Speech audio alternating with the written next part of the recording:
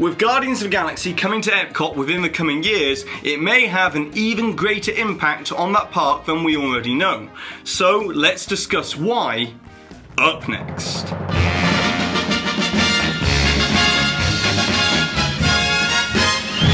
Hi there Waltoneers, I'm Jack. This is DSNY Newscast. Go ahead and subscribe down below if you're new to this channel, and also check out DSNYNewscast.com as we cover loads of other Disney news right there on the official home of DSNY Newscast at DSNYNewscast.com. And now I know we've talked an awful lot about Toy Story Land and Pixar Pier in these videos recently, so now let's talk about something non-Pixar related. And what better to talk about than the upcoming Guardians of the Galaxy Rollercoaster that's coming to the Universe of Energy Pavilion within Epcot. As up until now, we've learnt sparingly few confirmed details about this attraction, except for the fact that it will be one of the longest and most innovative enclosed roller coasters in the world. However, that doesn't mean to say that we haven't heard rumours from reliable insiders, as we've received details of the attraction featuring a controlled 360-degree rotation for the innovative ride system and also the ride vehicles, and also the possibility that this coaster may not feature any inversions. But that brings us back to today,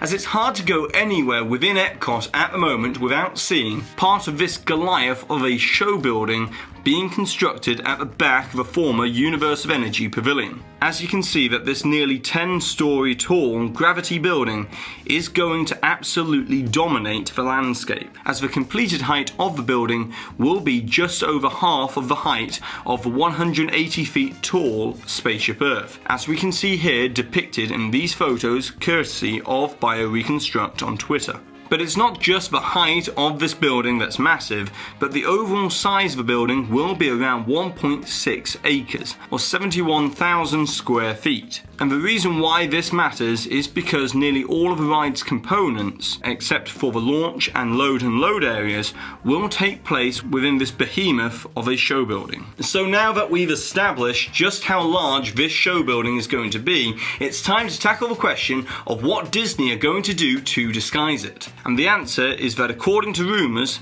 Disney don't plan on disguising it at all. Now last week, Braden over at Mickey Views posted a theory video from Epcot giving his opinion that it would be better for Disney to make more out of the appearance of this building and incorporate it as a stunning part of the Epcot landscape. However, the story thickens as last week the reliable and trusted insider Marnie 1971 on the WDW Magic forums indicated that Disney were indeed looking into giving this massive gravity building a Xandarian architectural aesthetic to make a real visual statement out of this inextricably huge building. Now in Guardians of the Galaxy Volume 1, the planet of Xandar does boast some very neo-modern futuristic architecture, with its multiple levels and open spaces mixed with the various angular looking buildings, that in many ways is reminiscent of the 2015 movie Tomorrowland. However, coming back to the original concept art for this area, we can see that the Nova Corp are going to be represented in a big way, and realistically the backstory for this attraction is going to be something similar to that of the Awesome Mix live show currently taking place at Epcot, where Xandar has a base in Epcot's future world as part of some sort of intergalactic outreach program. But as we can see, coming back to the concept art for Guardians of the Galaxy Volume 1, these buildings could easily add an extra futuristic element to Future World, in keeping with the large-scale, geometric-shaped buildings which have always been such a signature of Epcot. And if I were to guess, Disney are probably going to be looking to recreate something that draws from this Nova Corpus building, as can be seen here.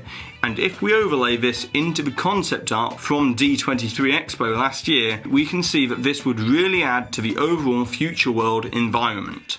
But now let's move on to something that's been blowing up all over the internet this past week, and that's the Walt Disney Imagineering research video that shows Stuntronics, which are highly advanced accelerometer and gyroscope driven bots equipped with laser range finding to support the direction of travel. But these incredible animatronics do pose an interesting question, and that is, how could these be used within a Disney park, as seemingly this figure would need to be reset manually every single time. phone. So personally, I think that this technology has been developed more for use in some sort of Marvel stunt show spectacular, similar to the popular long-running Indiana Jones stunt show spectacular at Disney's Hollywood Studios. And the other thing to take into consideration here is that this figure will look much better when fully costumed, preferably with a mask. So realistically, I could see this potentially being used for Iron Man, Black Panther, and especially Spider-Man, as part of some sort of Marvel show at Disney California Adventure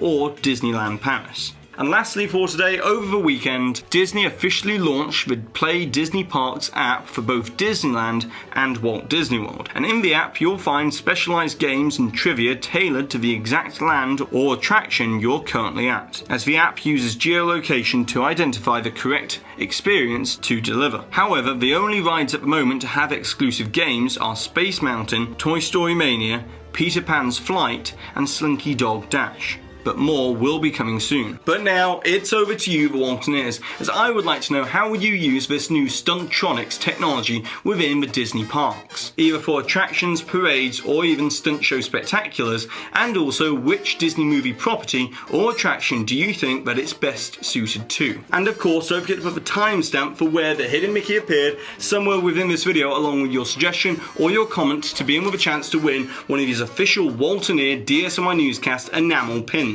And congratulations to this Waltoneer here for winning with this suggestion from a previous video where we were talking all about the second entrance into Toy Story Land at Walt Disney World. And so that's it for today. So go ahead and subscribe down below if you're new to this channel. Hit that notification icon so therefore you always receive an update, hopefully.